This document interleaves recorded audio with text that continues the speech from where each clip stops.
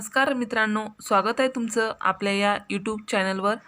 तुम्ही जर या चॅनलवर नवीन असाल तर सबस्क्राईब करायला विसरू नका। आज आपण बघणार आहोत वर्ग 10वा विषय मराठी, त्यामधील पाठ 20वा सर्व विश्वची व्हावे सुखी। सर्व विश्वची व्हावे सुखी या पाठाचे लेखक आहेत डॉक्टर यशवंत पाठक।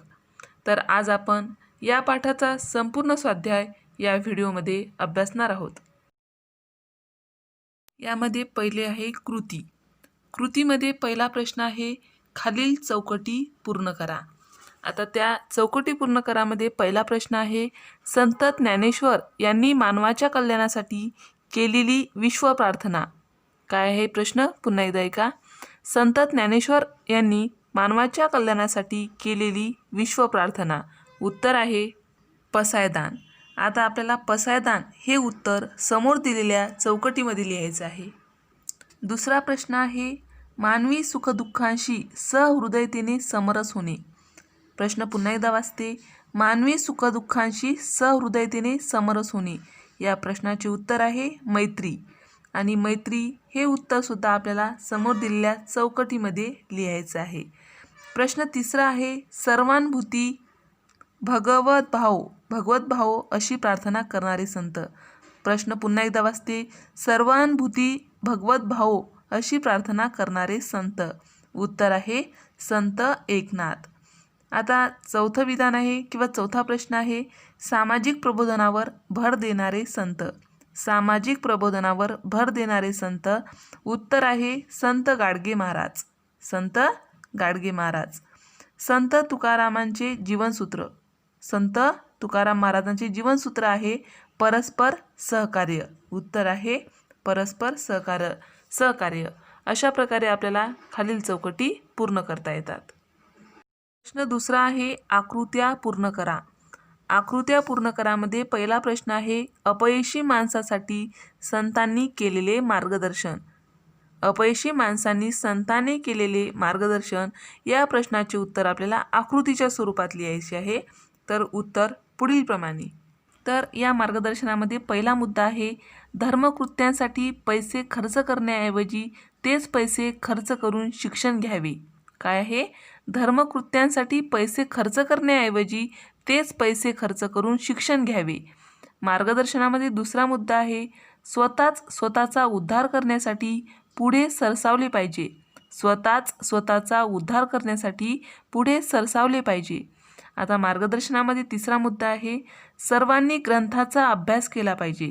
सर्वांनी ग्रंथांचा अभ्यास केला पाहिजे। आता मार्गदर्शनामध्ये चौथा मुद्दा आहे नेहमी सत्य तेच मांडावे। नेहमी सत्य तेच मांडावे। अशा प्रकारे आपल्याला अपयशी माणसासाठी म्हणजे यशस्वी होण्यासाठी, अपयशी माणसांना यशस्वी होण्यासाठी संतांनी केलेले हे मार्गदर्शनपर मुद्दे आहेत। आकृत्या पूर्ण करामध्ये दुसरा प्रश्न आहे संतांना माणसाकडून अपेक्षित असलेल्या आदर्श कृती। प्रश्न पुन्हा एकदा ऐका, संतांना माणसाकडून अपेक्षित असलेल्या आदर्श कृती। उत्तर आहे विनम्रता जोपासावी। प्रत्येक माणसाने विनम्रता जोपासावी हा आदर्श कृती ही संतांना माणसाकडून अपेक्षित आहे।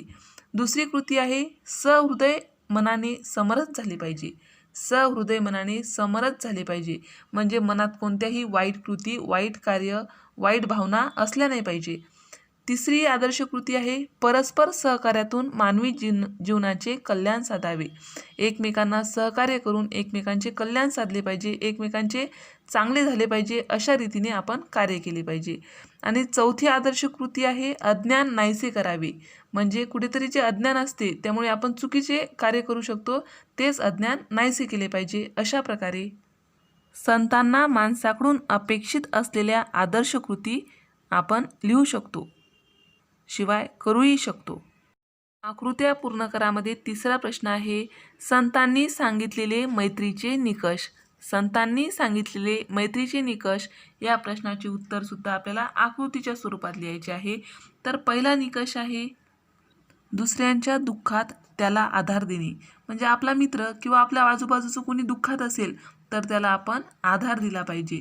दुसरा मैत्रीचा निकष आहे आपपर भाव न मानणे। आपपर भाव न मानणे, म्हणजे फक्त स्वार्थी दृष्टीने न जगता आपण इतरांचाही विचार केला पाहिजे, त्यालाच आपण म्हणतो आपपर भाव न मानणे. तिसरा मैत्रीचा निकष आहे सहृदय मनाने समरस होणे. सहृदय मनाने समरस होणे. आणि चौथा मैत्रीचा निकष आहे दुसऱ्यांच्या आनंदात आनंद मानणे. दुसऱ्यांच्या आनंदात आनंद मानणे. अशा प्रकारे संतांनी सांगितलेले मैत्रीचे निकष आपण लिहू शकतो, पाळू शकतो. प्रश्न तिसरा आहे फरक सांगा.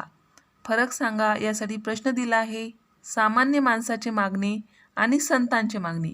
तर आपल्याला सामान्य माणसाची मागणी काय आहे आणि संतांची मागणी काय आहे यामध्ये फरक स्पष्ट करायचा आहे. तर सामान्य माणसाची मागणी यामध्ये पहिला मुद्दा आहे वैयक्तिक इच्छा पूर्ण व्हाव्यात. वैयक्तिक इच्छा पूर्ण व्हाव्यात अशी सामान्य माणसाची मागणी असते. तर संतांची मागणी यामध्ये पहिला मुद्दा आहे सर्व मानवजातीचे कल्याण व्हावे. संत नेहमी सर्व मानवजातीचे कल्याण व्हावे यासाठीच मागणी करत असतात. आता सामान्य माणसाची मागणी यामध्ये दुसरा मुद्दा आहे स्वतःपुरते मर्यादित. सामान्य माणूस हा नेहमी स्वतःपुरताच विचार करतो. तर संतांची मागणी यामध्ये दुसरा मुद्दा आहे विश्वव्यापक. तर संत हे सर्व विश्वाचा विचार करतात, म्हणून संतांची मागणी यामध्ये दुसरा मुद्दा आहे विश्वव्यापक. अशा प्रकारे आपल्याला सामान्य माणसाची मागणी आणि संतांची मागणी यामध्ये फरक स्पष्ट करता येतो, फरक सांगता येतो. प्रश्न चौथा आहे खालील काव्यपंक्तींचा अर्थ लिहा. खाली काही काव्यपंक्ती दिल्या आहेत, तर त्या काव्यपंक्तींचा आपल्याला अर्थ लिहायचा आहे. तर पहिली काव्यपंक्ती आहे जे खळांची व्यंकटी सांडो. जे खळांची व्यंकटी सांडो या काव्यपंक्तींचा अर्थ होतो माणसांच्या मनातील दुष्ट भाव नष्ट होऊ दे. जे खळांची व्यंकटी सांडो म्हणजेच माणसाच्या मनातील दुष्ट भाव नष्ट होऊ दे. तर दुसरी काव्यपंक्ती आहे दुरितांचे तिमिर जाओ. दुरितांचे तिमिर जाओ या काव्यपंक्तीचा अर्थ होतो दुरित म्हणजेच दुष्कर्म. दुरित म्हणजे दुष्कर्म. सर्व दुष्कर्मांचा अंधार नष्ट होऊ दे. सर्व दुष्कर्मांचा अंधार नष्ट होऊ दे असा अर्थ होतो दुरितांचे तिमिर जाओ या काव्यपंक्तींचा. अशा प्रकारे आपल्याला दिलेल्या काव्यपंक्तींचा अर्थ लिहिता येतो. प्रश्न पाचवा आहे खालील तक्ता पूर्ण करा. त्यासाठी कंसातील शब्दांचा उपयोग करा. आता या प्रश्नामध्ये आपल्याला दिलेला तक्ता पूर्ण करायचा आहे, पण त्या तक्ता पूर्ण करण्यासाठी खाली काही कंसात शब्द दिले आहेत, त्या शब्दाचा वापर आपल्याला करायचा आहे. तर पहिले मी कंसातील शब्द वाचते. नम्रता, मैत्रभाव, विश्वकल्याण, स्वप्रयत्न, सहकार्य या शब्दाचा वापर करून आपल्याला दिलेला तक्ता पूर्ण करायचा आहे. तर तक्त्यामध्ये पहिले क्रमांक दिला आहे, नंतर काव्यांश लिहून दिलेला आहे. तर त्याचं आपल्याला संतांचे नाव लिहायचे आहे आणि काव्यांशातून व्यक्त झालेली संतांची इच्छा किंवा भावना लिहायची आहे. तर कंसामध्ये दिलेले शब्द आपल्याला काव्यांशातून व्यक्त झालेली संतांची इच्छा किंवा भावना यामध्ये ते वापरायचे आहेत. तर पहिला क्रमांकाचा आहे काव्यांशमध्ये सर्व विश्वची व्हावे सुखी. सर्व विश्वची व्हावे सुखी ही ओळ संत तुकडोजी महाराज यांनी लिहिलेली आहे. तर संतांचे नाव यामध्ये आपल्याला संत तुकडोजी महाराज हे लिहायचे आहे. आता आहे काव्यांशातून व्यक्त झालेली संतांची इच्छा किंवा भावना. सर्व विश्वची व्हावे सुखी या काव्यांशातून व्यक्त झालेली संतांची इच्छा आहे विश्वकल्याण. म्हणजे विश्वकल्याण हे आपल्याला शेवटच्या तक्त्यामध्ये लिहायचं आहे. आता दुसरं काव्यांश आहे अहंकाराचा वारा न लागो राजसा. अहंकाराचा वारा न लागो राजसा ही ओळ संत नामदेव यांनी लिहिली आहे. तर संत नामदेव, संतांचे नाव यामध्ये लिहायचं आहे आपल्याला संत नामदेव. आणि काव्यांशातून व्यक्त झालेली संतांची इच्छा किंवा भावना आहे नम्रता. तर नम्रता हा शब्द आपल्याला कंसात दिलेल्या शब्दामधून लिहायचा आहे. आता तिसरं आहे काव्यांश आहे सर्वानुभूती भगवत भाऊ.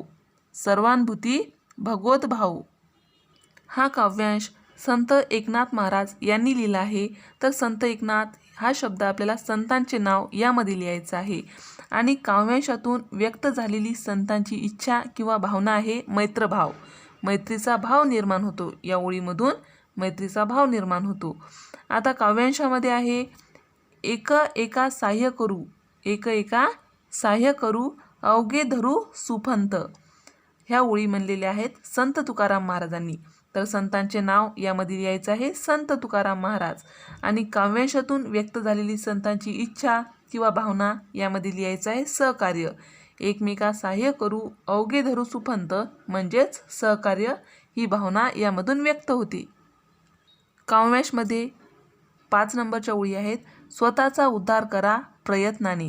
स्वतःचा उद्धार करा प्रयत्नाने यामध्ये संत गाडगे महाराज यांनी म्हटलेल्या ह्या ओळी आहेत किंवा यांनी लिहिलेल्या ह्या ओळी आहेत. आणि यातून या काव्यांशातून व्यक्त झालेली संतांची इच्छा किंवा भावना येते स्वप्रयत्न. स्वप्रयत्न करा, स्वतःचा उद्धार करा प्रयत्नाने म्हणजेच स्वप्रयत्न. शेवटच्या तक्त्यामध्ये लिहायचं आहे आपल्याला स्वप्रयत्न. अशा प्रकारे दिलेला तक्ता आपल्याला पूर्ण करता येतो. प्रश्न 6वा आहे स्वमत. तर स्वमतमध्ये पहिला प्रश्न आहे सर्व संतांच्या प्रार्थनेमधील सामायिक सूत्र तुमच्या शब्दात थोडक्यात लिहा. प्रश्न पुन्हा एकदा वाचते. सर्व संतांच्या प्रार्थनेमधील सामायिक सूत्र तुमच्या शब्दात थोडक्यात लिहा. उत्तर संत स्वतः पलीकडे जाऊन संपूर्ण जगाकडे पाहतात. त्यांना सर्व प्राणीमात्राबद्दलचा कळवळा वाटतो. त्यांच्या मनात आपपर भाव नसतो. त्यांना सर्व माणसे समान वाटतात, सारखीच प्रिय वाटतात. म्हणून संत महात्मे सर्व मानवजातीचे कल्याण इच्छितात. म्हणून जो जे वांछिल तो ते लाहो असे ज्ञानदेव म्हणतात. नामदेवांना वाटते की सर्वांच्या मनातला अहंकार नष्ट व्हावा म्हणजेच सगळेजण एकमेकाला स्वतःच्या हृदयात सामावून घेतील. सर्व एकनाथांना सर्वांच्याच ठिकाणी भगवत भाव आढळतो. संत तुकाराम महाराज सर्वांनी एकमेकाला सहाय्य करीत परमेश्वर चरणापर्यंत जाण्याचा मार्ग दाखवतात. सर्वच संत स्वतःसाठी काहीही मागत नाहीत. ते समस्त मानवजातीसाठी, समस्त प्राणीमात्रांसाठी परमेश्वराकडे हात जोडून प्रार्थना करतात. अशा प्रकारे सर्व संतांच्या प्रार्थनेमधील सामायिक सूत्र आपण थोडक्यात लिहू शकतो.